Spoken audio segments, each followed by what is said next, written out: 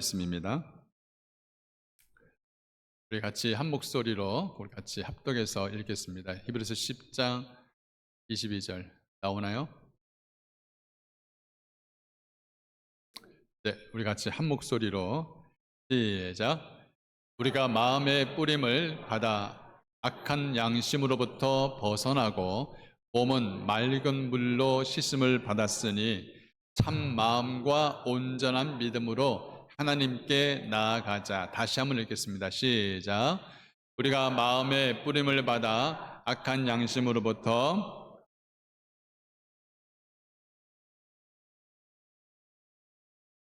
온전한 믿음으로 하나님께 나아가자. 아멘. 오늘 말씀은 히브리서 10장 22절 착시 현상이라는 말씀으로 함께 말씀을 나누기를 원합니다. 사실 교회를 나오다 보면 제일 많이 듣는 단어들 중에 신앙생활이라는 단어가 참 많이 귀에 익숙합니다. 교회를 나왔는데 이게 신앙생활이구나 라고 생각을 할 때가 많습니다. 자, 그렇다면 교회를 나오게 되어지는 교회 생활을 잘하면 신앙생활을 잘하는 것일까? 라는 질문을 던질 수밖에 없습니다. 신앙생활과 교회 생활, 여러분 같을까요? 다를까요? 네, 틀리다는 것을 잘 알고 있을 겁니다. 왜일까요? 제가 잘 아는 집사님 한 분이 제게 찾아와서 목사님, 제가 충격적인 이야기를 하고 싶습니다. 도대체 뭡니까? 라고 여쭤보니 목사님, 친구가 절 찾아왔는데, 한국에서 아주 좋은 친구가 왔는데 그 친구 따라서 아주 유명한 카지노에 갔다고 합니다. 그래서 카지노를 같이 갔는데 어디서 많이 본 사람이 거기 앉아서 계속 앉아 있는 거예요. 누굴까라고 생각하고 그냥 헐깃헐깃 쳐다봤습니다. 그리고 나서 이제 그 다음 주 또 다른 친구가 와서 또 카지노를 갔습니다. 그래서 가보니까 또 그분이 그 자리에 또 앉아 있는 거예요. 그래서 알고 보니까 가만히 보니 결국은 그 사람이 교회 예배 안내위원이었다는 거예요. 그러면서 하는 말씀이, 제가 물어봤어요. 집사님, 친구 핑계 대지 말고 왜 자꾸 집사님은 이렇게 매주 카지노를 가십니까? 목사님, 저야 초신자니까. 그래도 그분은 예배 안내위원을 하니까 뭔가 좀 달라야 되지 않습니까? 라고 얘기를 합니다. 여러분, 신앙생활을 잘하는 사람은 교회 생활을 잘할 수밖에 없어요. 이게 정상입니다. 그런데 신앙생활을 잘하는 것처럼 보이지만 정작 그 신앙이 내 교회와 내 삶에 젖어 들어오지 못하는 사람들은 교회 따로, 신앙 따로, 내 삶 따로, 이렇게 따로 국밥처럼 노는 생활을 하게 되어지는 것이죠. 오랫동안 교회 생활을 했는데, 믿음 생활을 했는데 내 신앙이 잘 자라지 못하고 뭔가가 자꾸 정체되어져 있는 그런 모습들로 살아가고 있습니다. 끊어지지 못했던 이런 여러 가지 내 삶의 문제들, 술, 담배, 관계, 여러 가지 모든 문제들을 여전히 끌어안고 살아가는 이 내 모습들. 예배는 드려야 되겠고, 그래서 앉아는 있는데 교회를 봉사를 해야 해도 아무것도 하지 않은 채에 사실 여러 가지 핑계를 아닌 핑계를 대고 있습니다. 내가 할 수 있는 딱 최소한의 한계점을 딱 정해놓고 그 이상을 절대 넘어가지 않습니다. 이렇게 살고 이렇게 신앙생활하는 사람들에게 도대체 뭐가 문제일까? 신앙이 문제일까? 아니면 교회가 문제일까? 여러분, 신앙이 문제면 그 사람은 예수를 진짜 만나면 그 신앙의 문제는 해결됩니다.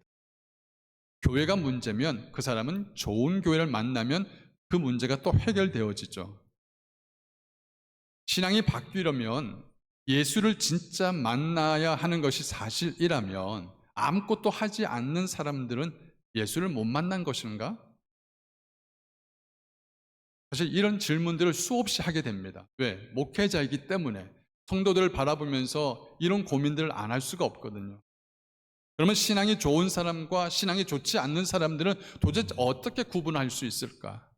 여러분, 대부분 사람들이 신앙이 좋고 믿음 좋은 사람들은 열심히 기도 생활하고 신앙 생활하고 봉사 열심히 하는 사람들이 신앙이 좋다라고 생각을 합니다. 왜일까요? 믿음이라는 것은, 신앙이라는 것은 잠자는 것이 아니라 움직이는 것이고 행동하는 것이기 때문에 열심히 움직이고 행동하는 사람들은 신앙이 좋아 보이죠. 자, 그렇다면 아무것도 하지 않고 움직이지 않는 사람들은 믿음이 좋지 않다. 이게 과연 올바른 판단일까? 이런 질문을 또 던질 수밖에 없습니다. 자, 이 말씀들을 질문을 던지면서 오늘 말씀을 풀어갈 텐데 한번 들어보십시오. 여러분, 여리고성을 우리가 싸울 때에, 이 여리고성 점령할 때 이스라엘 백성들이 특별하게 한 거 없습니다. 하루에 한 번 돌라는 것밖에 없죠. 예, 그 정도 누구든지 할 수 있잖아요. 그런데 여러분, 하루 돈다고 해서 무너질까요? 이틀 돈다고 해서 무너질까요? 이 이스라엘 백성들이 특별히 믿음 좋은 모습들을 보인 것도 아닙니다. 그냥 할 수 있는 것만 했는데 이겼잖아요. 근데 반면에 아이성 전쟁은 어땠습니까? 아이성 전쟁은 수천 명이 달려들었습니다. 자신의 목숨을 내어놓고 피를 흘리는 전쟁까지 하면서 그 아이성 전쟁에서 싸우려고 믿음 좋은 행동을 보였는데 불구하고 아이성 전쟁에서는 완전히 대패했습니다. 어찌 보면은 목숨 걸고 싸운 이 아이성 전쟁이 더 믿음 있는 행동일 수 보일 수 있잖아요.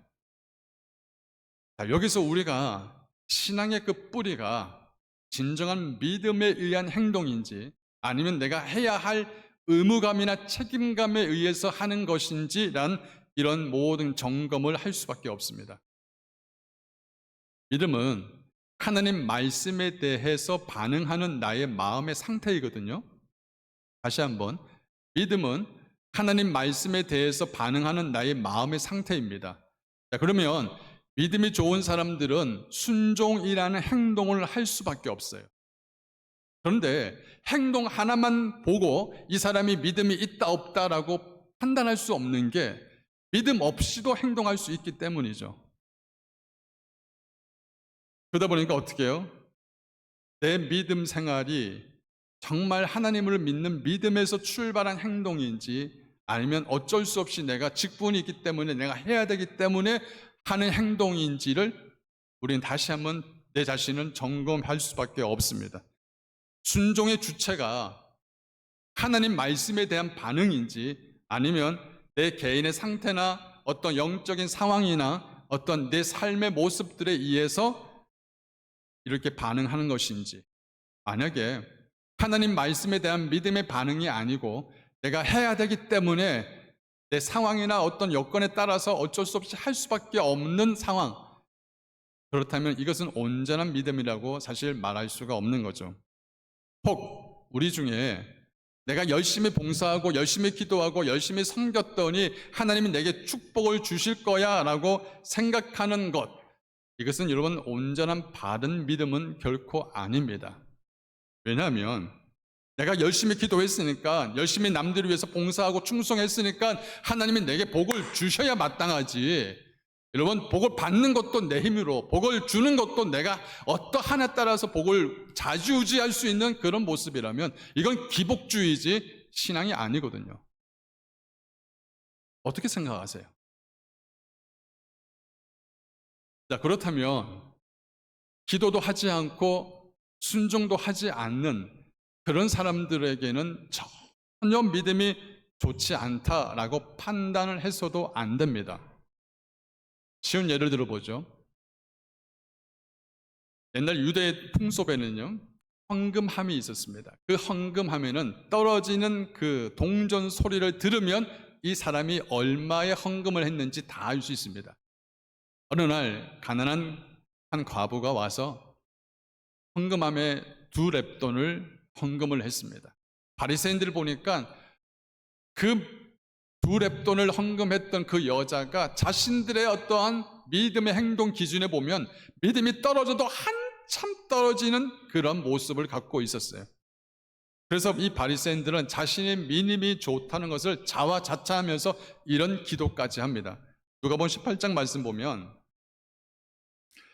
바리새인이 서서 따로 기도하여 가로되 하나님이여, 나는 다른 사람들 곧 토색, 불의, 간음하는 자들과 같이 아니하고 이 세리와도 같이 아니하나이다 라고 이야기합니다. 자기들은 일주일에 2번씩 금식도 하고 11조도 하고 이렇게 하면서 자신의 어떤 신앙 좋은 것을 드러내고 있습니다. 반면에 마가복음 12장 41절 말씀을 보면 화면 나오나요? 마가복음 12장 41절 말씀 보면은 이렇게 말합니다. 가난한 그 과부가 2렙돈을 드는 것을 보면서 많은 사람들은 많이 넣는데 그 가난한 과부는 2렙돈밖에 드리지 않는 거예요. 자, 성경에는요, 믿음 좋은 사람들은 그 사람의 이 행동을 통하여 자신의 믿음을 증명하는 모습이 나옵니다.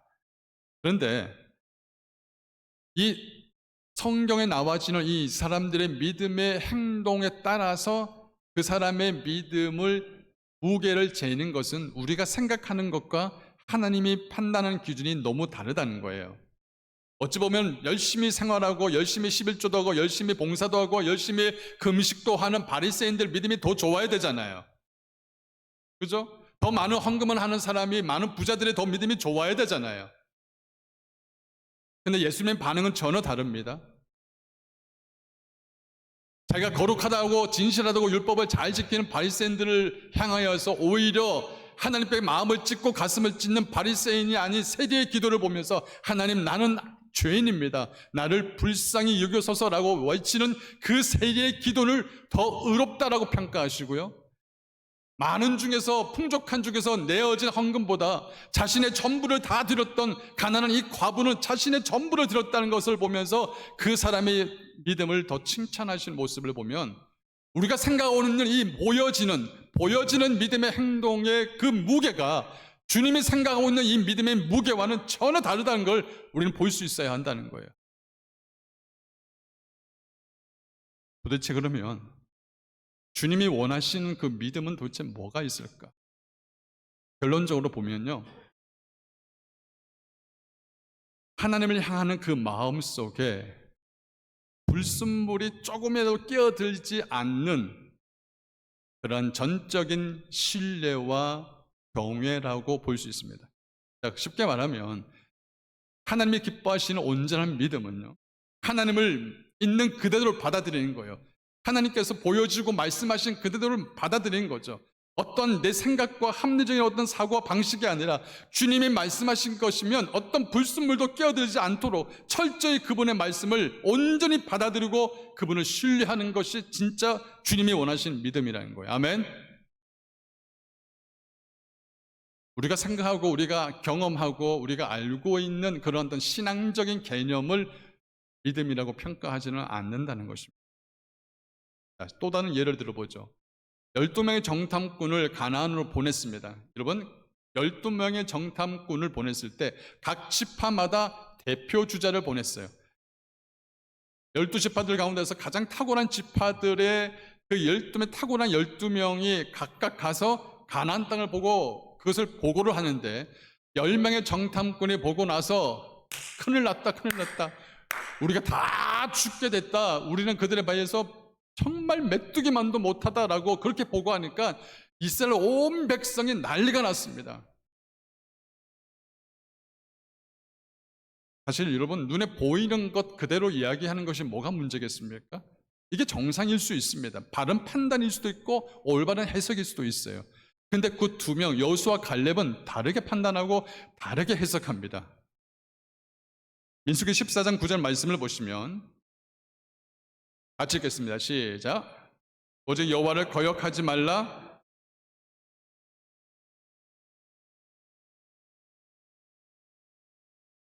떠났고 여호와는 우리와 함께 하시니라. 그들을 두려워 말라. 여러분, 10대 2입니다. 10명을 이렇게 바르게 판단한 것 같이 보이고 2명은 너무 허황한, 형이상학적인 그렇게 말하는 것처럼 보이잖아요. 정말 멋진 이야기를 했어요. 이 여호수아 갈렙이 그들을 두려워 말라라고 얘기했는데 그들에게 날라온 것은 돌멩이였습니다. 이런 믿음의 말들을 했는데 그런 자신들에게 던져져 있는 이 돌멩이, 여러분, 이게 믿음의 분기점입니다. 잘 보세요. 눈에 보이긴 잘 크게 보이고 멋있게 보이고 화려하게 보이는 바르게 보이는 것 같은데 하나님이 보실 때는 이 모든 것들이 불신의 생각이었다 하는 것입니다. 우리 믿는 사람들이 대부분 다 가지고 있어요. 이런 영적인 착시 현상이죠. 내 눈에는 분명히 일직선으로 보이는데 원래는 일직선이 아니라 둥글게 되어진 게 진짜예요. 내 눈에는 분명히 이것이 울긋불긋 울불긋 이렇게 곡선으로 되어 있는데 실제는 직선이에요. 눈에 보이는 것이 오히려 가짜일 수 있다는 것을 우리는 생각할 수 있어야 됩니다. 우리가 보는 것이 정말 하나님 보실 때는 진짜가 아니라 착시로 보여지는 그런 모습으로 보이는 거죠. 우리가 이 땅을 바라보면서도 우리가 믿음 생활을 하면서도 믿음의 시각이라는 관점에서 보지 못하면 여러분 철저하게 착시 현상 가운데 혼돈을 갖고 있는 것이 우리들의 믿음의 생활의 모습입니다. 사람들이 돌멩이를 들고 여호수아 갈렙을 쳐서 죽이려고 할 때에 그때 여호와께서 어떻게 반응하시는지 보십시오. 민수기 14장 11절 말씀에 시작. 여호와께서 모세에게 이르시되 이 백성이 어느 때까지 나를 멸시하겠느냐? 내가 그들 중에 모든 이적을 행한 것도 생각하지 아니하고 어느 때까지 나를 믿지 아니하겠느냐? 여러분 한번 생각해 보십시오. 어떤 누군가가 자기가 한 이야기를 사람들이 전혀 믿지 않아요. 분명히 나는 진실을 이야기했고 똑바로 이야기했는데 상대방이 믿어주지도 않고 상대방이 나를 그림자 취급합니다. 아예 인간 취급을 하지 않아요. 여러분 그때 기분이 어떠실까요? 기분이 어때요? 솔직히 말해보세요. 네. 교회라서 또 험한 말은 못하겠고 힘들잖아요. 내가 널 도와주겠다는데, 내가 널 고쳐주겠다는데, 내가 너를 떠나지 않고 영원히 함께 하겠다는데 왜 나를 못 믿니? 너 나 무시하니? 너를 호구로 생각하니? 여러분 이게 하나님의 심정이에요. 이렇게 수없이 하나님이 도와주시고 역사와 기적을 베풀어 주었음에도 불구하고 안 믿는 거예요.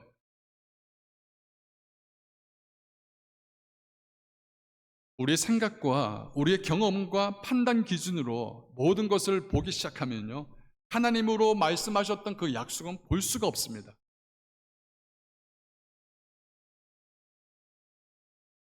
성경에는요 이런 모습이 사실 굉장히 많이 나옵니다. 그러면 아브라함을 보십시오. 아브라함에게 하나님께서 약속을 주셨어요. 하늘에 있는 무별과 땅에 있는 바다에 있는 모든 모대의 수만큼 너희 자손을 이렇게 만들어 주겠다 약속을 주시면서 복의 근원이 될 것이다. 엄청난 약속을 받았어요. 그런데 아브라함은 그 약속을 자기 머리로 자기가 이해되어지는 그런 합리적인 방법으로 해석을 합니다. 그래서 자기 와이프를 보니까 경수가 이미 끊어져 버리니까 사라는 아이를 놓을 수가 없어요. 그러니까 아브라함이 할 수 있는 방법으로 하나님의 약속을 해석합니다. 어떻게 해요? 하갈을 취해서 이스마엘을 낳죠. 하나님께서 약속하셨습니다. 그 약속들이 아브라함의 방법으로 하나님의 약속이 지금 어긋난 거예요. 그때 하나님이 말씀하죠. 이게 아니다는 거예요. 네가 생각하는 방법이 아니라는 거예요. 너가 머리로 짜내어서 만든 방법이 아니라 내가 원하는 것은 내가 하는 방법으로 너의 몸에서 이삭을 낳게 하겠다는 것이 하나님의 뜻이거든요. 여러분 여리고성 무너질 때 이스라엘 백성이 전력이 많아서 무기가 많아서 무너졌습니까? 홍해가 갈라질 때 이 사람들이 홍해 갈라질 걸 꿈이라도 꿨습니까? 여러분 오병이어 기적 경험할 때 이 사람들 오병이에서 사람들이 떡과 물고기를 먹을 수 있을 만큼 그런 기대와 믿음이 있었을까요? 아니잖아요. 예수님의 제자들이 예수님을 따라다니면서 제일 많이 들었던 꾸중이 뭐냐면 왜 의심하느냐 믿음이 적은 자여. 이게 제자들이 제일 많이 들었던 꾸중이었어요. 예수님 옆에 찰싹 달라붙어 가서 제일 믿음 좋은 사람처럼 보여짐에도 불구하고 가장 책망 많이 들었던 이야기가 왜 의심하느냐 믿음이 적은 자라는 이 말을 제자들이 제일 많이 들었어요. 성경에 나온 이런 모습이 과연 나에게는 없을까요? 나에게 없을까요? 믿음이 있다고 하는데 믿음 있는 것처럼 보이는데 혹시 내가 영적인 착시 현상으로 없는데 있는 것 같은 믿음, 가짜 믿음, 거품 빼야 합니다. 거품을 빼야 되는 거예요. 아멘. 저희 교회가 14군데의 선교지를 돕고 있습니다. 와우, 많이 돕잖아요. 근데 여러분, 14군데 선교지를 도울 때 우리가 선교 잘하는 것처럼 보일 수 있습니다. 이게 착시입니다. 우리 선교위원장 이병훈 장로님은 방문을 하지만 우리에게 성도 어느 한 분도 선교지에 가본 적도 없어요. 선교사 이름도 모르고 선교사 얼굴도 모릅니다. 근데 우리는 선교를 잘한다고 생각합니다. 신앙도 마찬가지죠.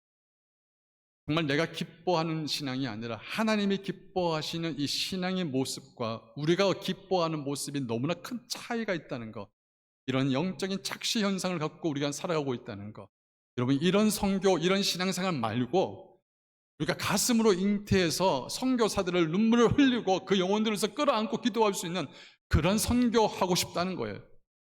아멘. 신앙생활도 마찬가지입니다. 머리를 굴려가지고 만든 그런 믿음이 아니라 하나님을 절대적으로 신뢰할 수 있는 그런 온전한 믿음, 그런 신앙생활을 하고 싶다는 거예요. 그런 온전한 믿음을 갖고 신앙생활을 하는 사람들은 어떻게 사는지 아십니까? 하나님께 철저하게 딱 붙잡힌 인생이에요. 무엇을 하든지 어떤 곳에 가든지 어느 곳에서 있든지 간에 하나님께 딱 붙잡혀져 있기 때문에 그들은, 온전한 믿음을 갖고 있는 사람들은 하나님을 경험하며 살아갑니다. 할렐루야. 저는 저희 교회 성도분들이 매 순간순간 내 삶의 모든 곳에서부터 하나님을 경험하는 은혜가 있기를 바랍니다. 내가 감정이나 내 상황이나 내 여건이나 이런 것에 의존하여서 내 믿음이 왔다 갔다 하는 믿음이 아니라 하나님 말씀에 대한 철저하게 그분을 신뢰하는 믿음과 그분에 대한 마음이 배어 있기 때문에 내가 이해가 되지 않더라도, 합리적이지 않아도 하나님 말씀에 순종합니다. 사랑하는 성도님들, 하나님께서 우리에게 원하시는 것은요, 완전한 믿음이 아니라 온전한 믿음으로 나아가는 그 과정을 주님이 기뻐하시는 거예요. 여러분, 여기 앉아 계시는 모든 분, 저를 비롯해서 하나님이 인정하실 만한 완전한 믿음 가진 자 아무도 없습니다. 그러나 주님을 조금씩 닮아감으로써 하나님이 온전한 믿음으로 분량까지 나아가는 것이지. 아멘.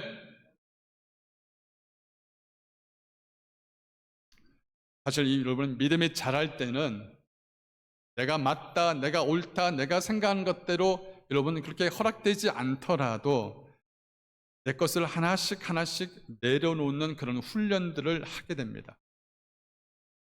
절대 내 것은 내려놓지 않고 내 생각이 맞다라고만 딱 붙들고 있는 사람들은요, 하나님이 결코 그 사람을 믿음의 자라남의 은혜를 경험할 수 없게 합니다. 내게 많으면 많을수록 하나님께 들어갈 수 있는 공간이 없어요. 그냥 내 것을 비우고 내 것을 내려놓을수록 하나님이 개입하시고 하나님께서 역사하시는 그런 룸이 생기거든요. 결국은 내 삶의 진짜 주인이 누구냐? 내가 모든 운전대를 내가 잡고 있느냐, 아니면 하나님이 잡고 나를 끌고 가시는가를 경험하게 만드는 것이 바로 온전한 믿음으로 나아가는 과정인 것입니다. 자, 그렇다면 하나님을 믿기는 믿는데 신앙생활도 교회생활도 뭐 아무것도 하지 않는 그런 사람들을 하나님께서 가만히 놔두시고 방치하실까요? 아이, 알아서 뭐 잘 크겠지, 믿음생활 알아서 잘 하겠지, 아유 내버려둬, 그냥 기다려줘, 이렇게 하면서 여러분 방치하실까요? 절대 그렇지 않습니다. 왜냐하면 사단이 그걸 알고 있거든요. 여러분 잘 한번 생각해 보세요. 예수님께서 십자가에 못 박혀 달려 돌아가시고 부활하시고 승천하셨어요. 자, 이것을 제자들이 목격을 했습니다. 자, 이 예수님의 승천과 부활을 경험한 제자들은요, 예수님이 살아계심을 경험했기 때문에 그 사람들의 믿음이 얼마만큼 컸겠습니까? 그 큰 믿음을 가진 사람들이 눈앞에 보여지는 로마의 칼과 그러면 모든 창과 핍박 속에서 이들의 믿음이 견딜 수 있을까? 힘들었을 거예요. 그래서 예수님께서 십자가에 달려 돌아가시고 부활하시고 승천하신 것이 예수님의 사역이 끝난 것이 아니라 제자들에게 예수님께서 뭘 약속하셨냐면 내가 떠나더라도 내가 너희와 영원히 함께 할 수 있게끔 너희에게 성령을 주시겠다고 약속하셨고 그 약속을 이루셨어요. 아멘. 제자들에게 나는 비록 너희와 함께 하지 않지만 나의 영, 하나님의 영, 그리스도의 영, 성령이 너와 함께 할 것이고 내가 너희가 알아서 크겠지, 아유 대충 너희가 뭐 승리하겠지, 싸워서 이기겠지, 그것이 아니라 내가 너와 함께 함으로, 내가 어느 순간에 너희가 어떤 곳에 있든지 내가 너와 함께 함으로 이기는 삶을 살 수 있게 도와주겠다는 것이 약속이었습니다. 제자들이 이런 성령의 능력을 입지 않았다면 결코 부활의 증인의 삶을 살아갈 수 없었을 것입니다. 아니, 못합니다. 여러분, 우리의 믿음이 자라나지 않으면 정체되거나 아니면 퇴보하게 되어 있습니다. 자, 그렇다면 정말 내가 하나님이 기뻐하시는 온전한 믿음으로 나아가지 않으면 죽은 믿음이나 퇴보하는 믿음으로 되지 않기 위해서는 내 안에 계신 성령의 역사를 날마다 경험할 수 있어야 합니다. 쉽게 말하면요. 자, 여러분, 제가 여러분 질문하겠습니다. 이 자리에서 예배를 드리는 우리 성도님들, 예수님을 나의 구주로 영접을 하십니까? 예수님은 나의 구원자로 영접을 하셨어요? 만약에 예수님께서 나의 구원자이고 나의 진짜 하나님이요 나의 주인입니다라고 고백하신다면 그 고백을 하는 자에게는 그 안에 누가 들어가시죠? 누가 들어가시죠? 성령님이 들어가시는 거예요. 성령이 들어가지 않고서는 예수를 나의 구주라 고백할 수 없거든요. 자, 그렇다면 예수님이 나의 구주입니다. 나의 구원자입니다. 내가 지금 당장 죽어도 천국 갈 수 있습니다. 이렇게 고백할 수 있는 사람은 그 안에 뭐가 있다? 성령이 거하신다는 거예요. 자, 그러면 성령이 내 안에 거하신다면 그분은 내 안에 어떤 장신용으로 거하는 그런 분이 아니거든요. 내 안에 거하신 성령님은 그냥 나를 내팽겨치듯이 방치하듯이 아유 아무것도 하지 않고 교회에서 어떤 것도 하지 않는, 꼼짝하지 않는 사람들을 그냥 내버려 두는 것이 아니라 그 사람들의 믿음이 자라날 수 있도록, 그 사람들의 믿음이 움직이는 믿음이 될 수 있도록, 그 사람의 믿음이 온전한 믿음이 될 수 있도록 내 안에 계신 성령님 우리를 도우신다는 거예요. 아멘. 그래서 사람을 보면 소망이 없지만 그 안에 계신 성령을 보시고 소망을 갖는다는 것입니다. 아멘. 고린도전서 우리 3장 16절 같이 크게 읽겠습니다. 시작.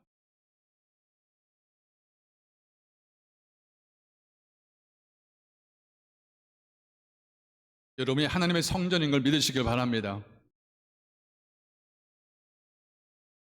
우리의 신앙의 첫 출발은 교회 생활이 맞아요.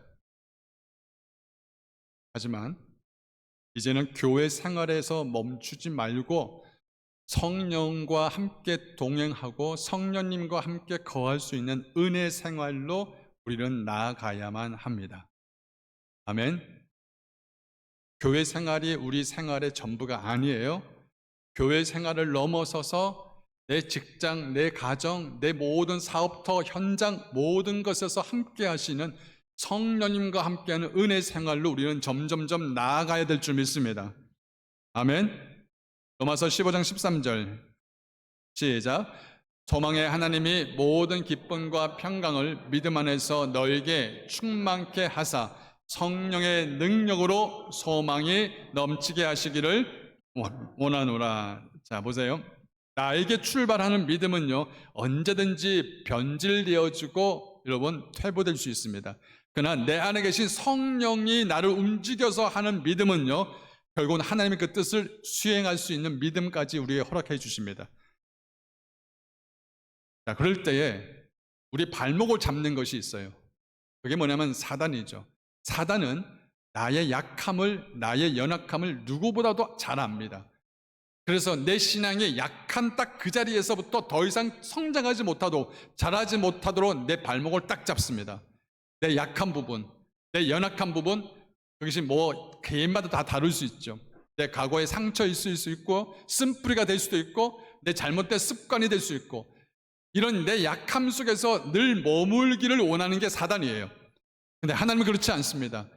너의 약함을 그리스도의 강함으로 연결시키라는 거예요. 아멘. 나의 약함에 머물지 말고, 나의 연약함에 머물지 말고, 나의 믿음 없는 것에 머물지 말고, 그리스도의 강함으로 그 연약함을 연결시킬 때 그 하나님의 그 은혜와 그리스도의 능력이 공급받아서 내 온전한 믿음으로 자라가는 은혜를 경험하게 된 줄 믿습니다. 아멘. 고린도후서 12장 9절 10절 말씀 우리 크게 같이 읽겠습니다. 시작. 내게 이르시기를 내 은혜가 내게 족하도다. 이는 내 능력이 약한 데서 온전하여 짐이라 하신지라. 이러므로 도리어 크게 기뻐함으로 나의 여러 약한 것들에 대하여 자랑하리니 이는 그리스도의 능력으로 내게 머물게 하려 함이라. 10절. 그러므로 내가 그리스도를 위하여 약한 것들과 능력과 궁핍과 핍박과 곤란을 기뻐하노니 이는 내가 약할 그때에 곧 강함이 됨이라. 아멘. 세상은요, 나의 약함과 나의 연약함을 지적하고 그 사람을 루저라고 판단하고 정죄하는 데는 주저하지 않습니다. 아이, 저 사람, 아이, 저 안 돼. 아이, 저 사람 가망 없어. 이렇게 나의 약함을 콕콕콕 찍어서 지적을 하지만 내 안에 계신 성령님은 나의 약함과 나의 연약함들을 정죄하는 분이 아닙니다. 너가 지금 이 부분이 약하지? 그래. 그 약한 부분을 주님께로 가지고 와. 십자가로 가지고 와. 하나님의 은혜로 그 약함을 덮어. 너의 그 부족함, 너의 연약함, 이것을 하나님의 은혜로 덮으라고 말합니다. 그리고 그 연약함에서 머물지 말고 하나님의 강함으로, 주님의 그 은혜로 그 연약함을 딛고 일어서라고 이야기를 합니다. 내 안에 계신 성령님은 내가 약하기 때문에, 내가 죄를 지었기 때문에 내가 너를 더 이상 이제 더 이상 너와 함께 할 수가 없어, 나를 떠나시는 분이 아니라 오히려 그 연약함을 끌어안고 탄식하며 하나님의 그리스도의 모습으로 나아가라고 우리를 이렇게 세우시는 분이 바로 우리 성령이십니다. 아멘. 그 은혜가 우리 성도들에게 있기를 원합니다. 사랑하는 성도 여러분들, 누구나 다 약함이 있고요, 누구나 다 온전치 못한 믿음의 모습이 있습니다. 누구나 하나님 기뻐하지 않는 모습 속에서 그 진흙탕에서 그렇게 빠져나오려고 애를 써도 스스로 빠져나오지 못하는 사람들도 있습니다. 근데 여러분, 그 사람들을 성령님은 내버려 두시고 방치하는 분이 아니라 하나님의 방법으로, 하나님의 뜻대로 그 사람을 다시 끌어올리십니다.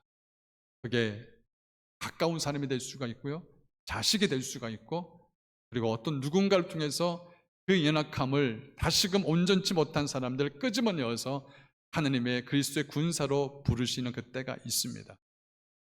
그러나 여러분, 그 내 자리에 머물고 있는 그 약함이, 내가 아무것도 하지 않고 믿음 없는 듯한 이 모습이, 이것이 평생 내 자리라고 여러분 판단해서 안 됩니다.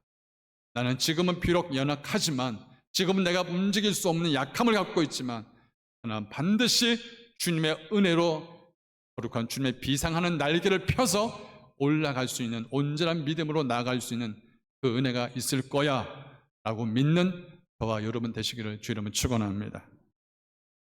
사랑하는 성도 여러분들, 오직 주님만이 우리의 진정한 소망인 줄 믿습니다. 우리가 신앙과 내 삶이 너무 다르다는 걸 알고 있습니다.